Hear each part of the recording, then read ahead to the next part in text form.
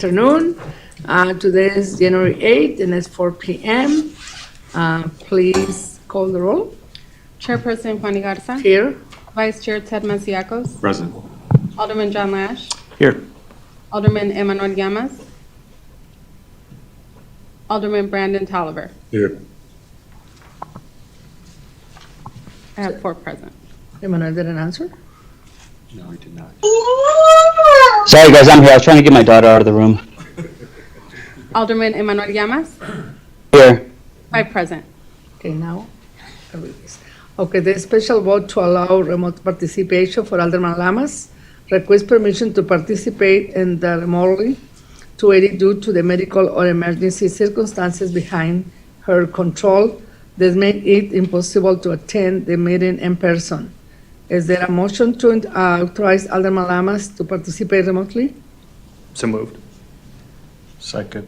Motion by Alderman Lash, second Alderman Ted Masiacos. All in favor say aye. Aye. Okay, thank you. All right, the approval of the minutes is the item 23-1049 for December 18, 23. So moved. Motion by Alderman Lash, Second. second Alderman Tolliver. All in favor say aye. Okay, Chairwoman, motion pass. before we move forward, is there somebody here from staff just to give a brief synopsis?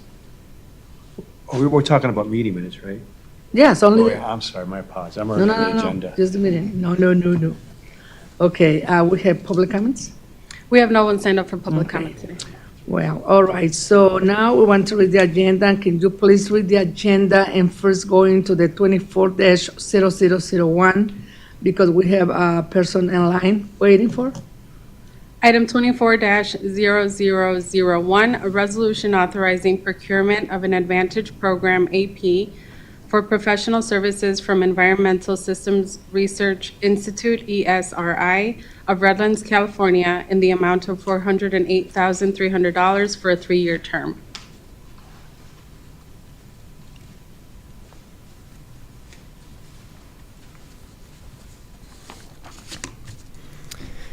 Good afternoon, Chairwoman Garza and members of the committee. I'm Tim Shields, the GIS manager. With me on the line is Joe Ariza. Joe, if you can introduce yourself, please. Thank you, Tim. Can you hear me okay? Yes. Joe Ariza, Sales Team Lead for the Upper Midwest region, based at Chicago Esri office. Present. So this particular item is for a 2024 decision package to procure the Advantage Program, which is professional services from ESRI. For us to kind of get to where we are today, I wanted to take you through the geospatial strategy, which is an initiative that we did as a partnership with Esri back in February of last year. And I'll talk to the geospatial strategy, which then gets us to, why we're looking for the approval for the procurement of the Advantage Program today. So the geospatial strategy itself is a plan that defines how the organization is going to use GIS to achieve its goals and desired outcomes, including considerations for people, processes, and technology. GIS itself is an enterprise system that delivers capabilities to connect the seemingly disconnected, support workflows, spot spatial patterns, and find answers using locations. So, why do we need a geospatial strategy? What we're looking to do is take a proactive approach to meeting the city's goals and efficiently manage and provide access to geographic information in the best possible form to serve the City of Aurora citizens, support city departments through modernization of workflows, interdepartmental data sharing, and universal data access. So what we really want to do is just focus on the business and being able to solve business challenges using data-driven decisions. Some of the technical challenges that we saw here at the City of Aurora would be legacy technologies, limited exposure to new technologies, staff with training needs, unreliable architecture, or public-facing content that could be better. So what we had done in partnership with Esri is we interviewed all city departments and divisions to understand their utilization of GIS in the current state and how we can help leverage the platform to better help them with their decision making. So back in February, as I had stated, is when we conducted those interviews in partnership with Esri and all the city departments, and we had our current state comparison. It's a little small to read, but what it does here is it shows where there is need or alignment along the 9 patterns of use within GIS. Those 9 patterns of use are mapping and visualization, data management, field mobility, monitoring, analytics, design and planning, decision support, constituent engagement, and sharing and collaboration. So through this process with all of the departments, it was identified that all city departments could take advantage of the platform in one way or another. So after those interviews were done, we had a roadmap that was established, which is going to be the geospatial strategy itself. And then some of the examples of outcomes that we can expect out of something like a geospatial strategy would be things like our police transparency portal, our Mayor's Office of Economic Development webpage, the public-facing snow route status, or being able to assist our senior shovel program in assigning volunteers to seniors who are in need of getting their driveways shoveled. Just some of the things that we can do with the spatial analytics provided by the platform. So the goal would be that we would come to the future state where everybody is more involved in the platform. We've maximized our investments, people have become more self-sufficient, and GIS itself has become a critical enterprise business system that's used daily. So what we're looking to do with this particular agenda item is procure the Advantage program, which at its core is consulting, professional services, and training provided by Esri. So looking to partner with Esri in this regard to use those consulting and professional services and training to drive execution against the strategy, really with a focus on training our staff to become more self-sufficient. So it's not just the GIS division within the IT department that's really utilizing the tools, but expanded access across the entire city. I know I said a lot there, but was there any questions in regards to this item? Questions and comments? Thank you. Thank you, Madam Chair. Just a few. What are we currently doing to integrate GIS? It looks like we have pretty good integration with respect to the police portal, at least. So this isn't, to me, it looks like this is a training contract, not a contract to expand our GIS services. First, I guess I should ask that question. Yeah, so this is not for like licensing or product that's going to be like the GIS enterprise itself. This is around consulting, professional services, and training. How many people do we currently have on staff who work with the GIS? So within the GIS division itself is 5 people. Why can't we use those 5 people to train the necessary staff? So we do have those 5 people available to work with existing staff like we have done, but there's going to be like some of the initiatives that'll be around, say, cutting edge technologies, like some of the products that Esri offers, like ArcGIS Urban. Even the GIS staff themselves haven't used it. So we're looking to use a program like this to not only shore up the training that the GIS staff need, but then to also bring in the other departments. So it wouldn't just be the GIS division taking the training, it would be the GIS division in collaboration with economic development, learning to use the tools together. Can I speak on Tim's behalf as well? Yes. So we've also identified other initiatives through the mayor's office, such as the EDI. We'll be bringing in our subject matter experts, supporting Tim and his group with use of how they can expand that for most an impactful output with EDI initiatives as well, just to piggyback on what Tim's already saying here. How would that work? So through best practices that we've had in the past with other metropolitan areas across the country, the EDI specific that Tim has engaged with us on, we were able to pull our resources for those that know how to pull appropriate data that's going to help and make most impactful policy maps and other types of decision support that's needed that's going to align perfectly well with other EDI initiatives within the city. I want to go back to the training thing. You mentioned that we have bought software already, that the existing GIS staff doesn't necessarily know how to use, and that this will provide the training. When we buy software, don't we also get training for the software that we're going to be using? Yeah, so there is training that is provided, but this would be in addition to that. So with our standard maintenance, we had access to things like the Esri Academy, which has some on-demand training courses that we could take, but through this, we'd be able to get a more curated experience. Correct. If I could speak, your software that you have currently is provided self-paced courses, but it's like he said, it's paced for the individual on a specific topic, but doesn't really give the higher level learning that instructor-led training would be provided to those. Not to mention, there's some training in terms of ArcGIS Pro from our desktop users. That's part of the plan to do, with the sunsetting of that change. Also with the use of Enterprise, there's some instructor-led courses that are needed there too. And then through the interview process that we did through the geospatial strategy, we've identified some power users within departments that are interested in learning more about GIS that could actually help them outside of the core GIS group that Tim represents.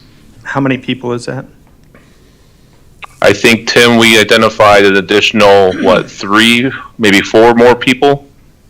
But this is a contract to educate 50 people, right? Yeah, if I can step in, Jeff Anderson, Yes. City's Deputy CIO. Thank you, Alderman Garza and members of the committee. The intent behind this, I think, was covered. What was the last page, John, with all the bullets on? I think the most important thing to me is bullet 3, which is to expand the usage really well beyond the IT department. We have folks in Public Works is probably the biggest user at this point. Am I right with that, Tim? Public Works is probably the biggest user because of all the assets we have, sewer lines, street lights, traffic signals, all those kinds of things, where they're at, those kinds of things. But what happens in a lot of cases is it's turned to IT to help make those maps, right? And that becomes the bottleneck. So what we're trying to do here is, the key thing there is to help make the staff citywide, become more self-sufficient, create their own maps, if you will, right? Maintain their own data in ArcGIS and not look to IT to have to maintain all of that on their behalf, right? So that to me is the biggest leap we're taking here, is to say, let's get this out citywide. Because if you think about how we really should be looking at what GIS is that everything a city does or owns has a latitude and longitude associated with it. Where is the traffic accident? Where's the fire hydrant located? Where's this traffic signal located? Where was this building? Where was this money spent? All of those things all have a location on a map. We all should be thinking about all of that from a citywide standpoint. And that's really the intent behind this, is to accelerate that.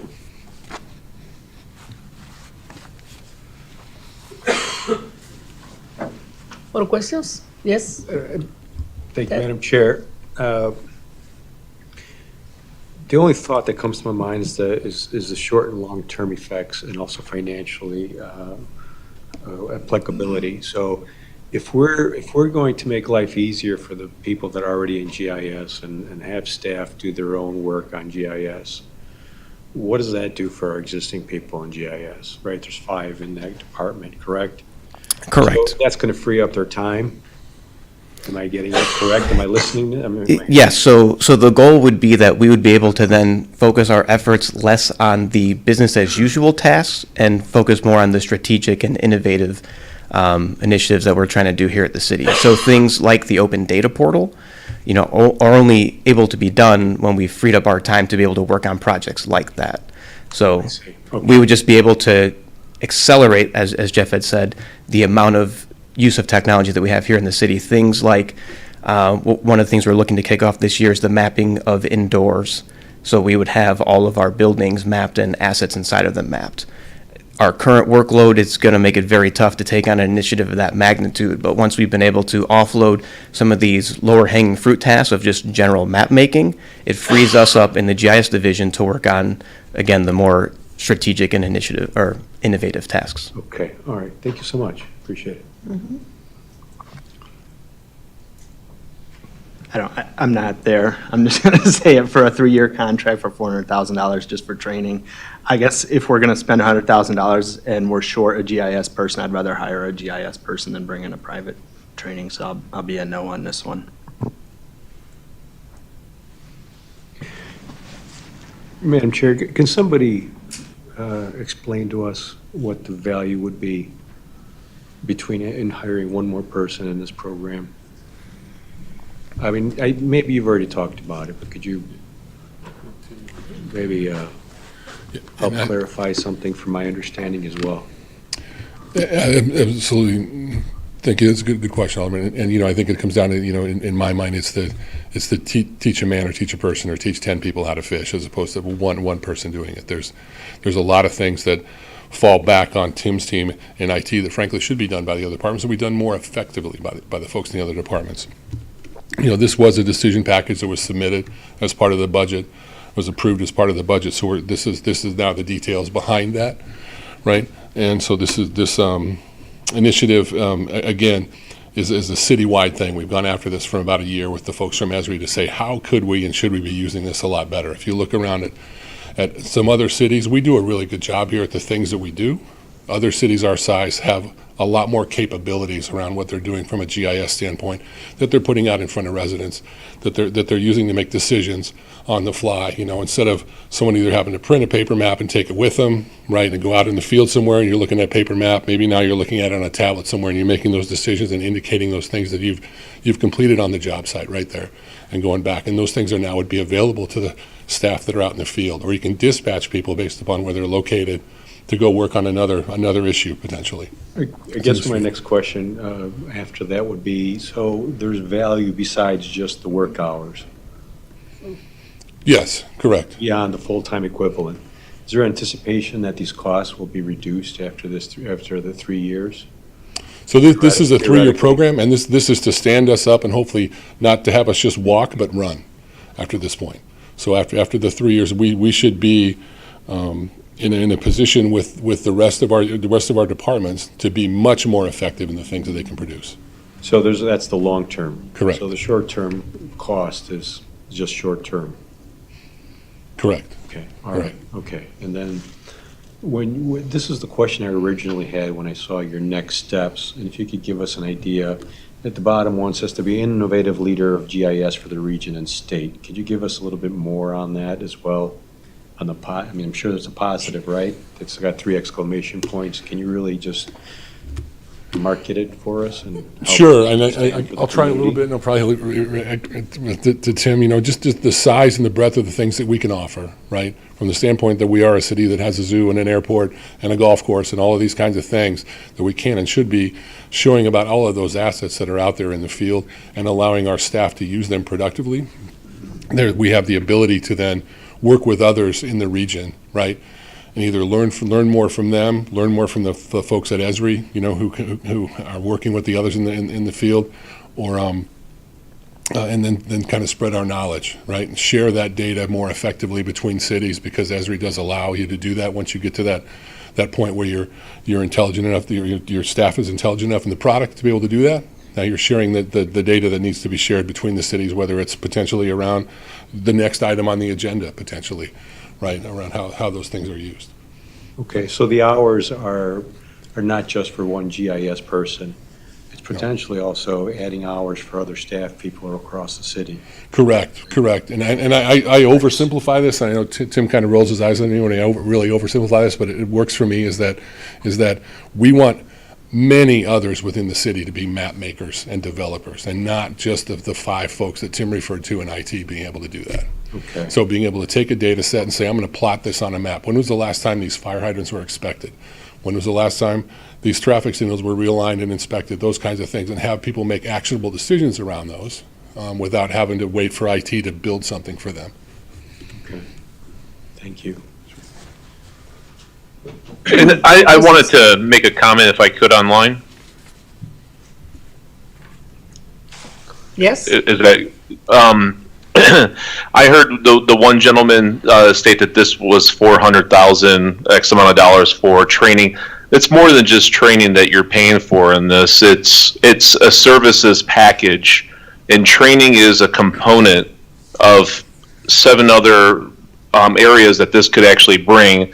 Training is one of the higher priorities in year 1, but some of the consultative work and technical advising that is aligned to the team here will be able to execute upon that strategy of what Tim and Jeff are talking about over the next 3 years. Not to mention, the rates that you see in front of you today are locked for you guys at 2023 costs. So as consulting services continue to increase in 2024, 2025, and 2026, if you've noticed, I kept them the same at 2023 costs to give that discount to the city of Aurora, so that way you guys can take advantage of this opportunity to get a jump start in innovative technologies. Questions, comments? Yes, We're- Alderman? Real quick, where does Esri also have these contracts around here, if any?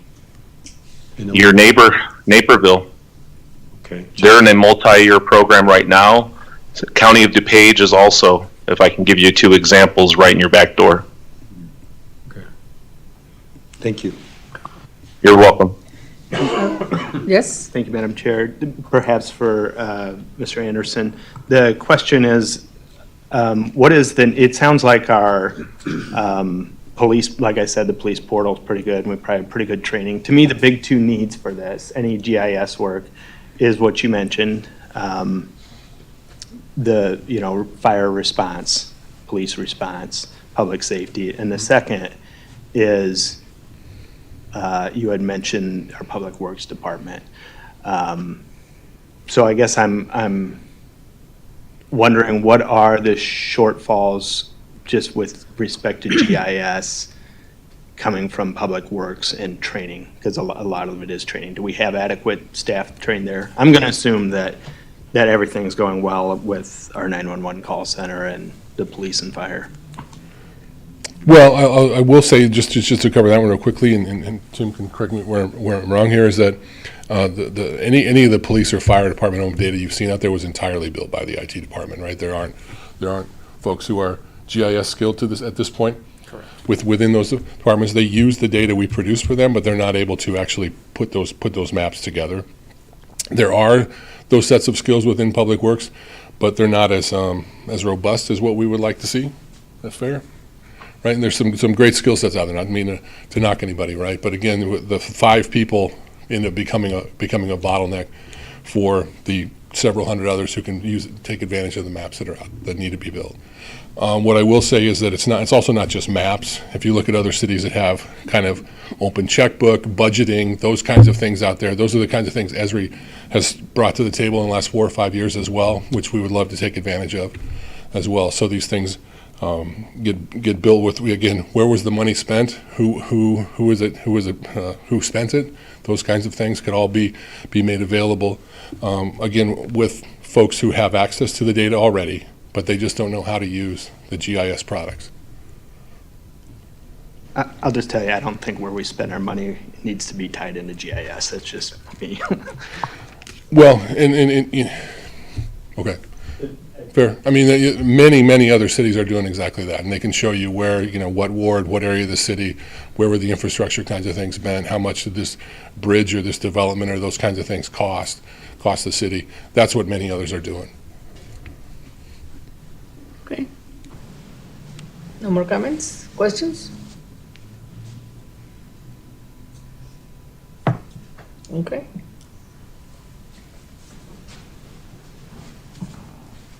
Make the motion. Motion to approve.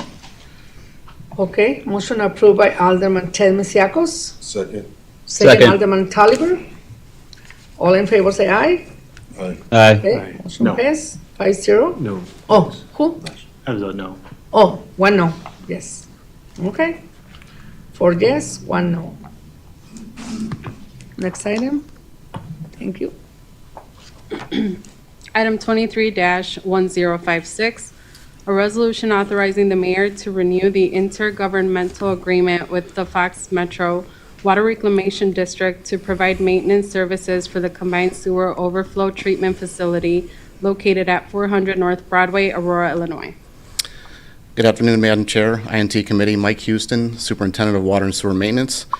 I'm presenting a resolution to renew the IGA, or Intergovernmental Agreement, with Fox Metro Water Reclamation District to provide maintenance and operation services for the combined sewer overflow treatment facility located at 400 North Broadway for a period of 5 years.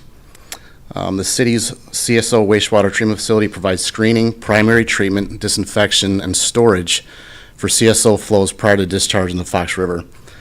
The proper operation of this facility is essential in order to meet city's National Pollutant Discharge Elimination System permit requirements, and state law requires that the facility be operated by an Illinois licensed wastewater operator. The Fox Metro Water Reclamation District has the expertise and the equipment to maintain and operate this facility. Fox Metro has operated this facility since the completion in 1998. Questions, comments? So moved. Motion approved. Second. By Alderman Lash, second Alderman Telmesiacos. All in favor say aye. Aye. Okay, motion passed 5-0. Thank you. Thank you very much. So no other item? Motion to adjourn. Motion adjourned by Don Second. Lash. Who's second? Second. Lamas, okay. All in favor say aye. Aye. Okay, adjourn the meeting at 4:25. Thank you very much. Do you have 2 minutes? Mello, do you have 2 minutes?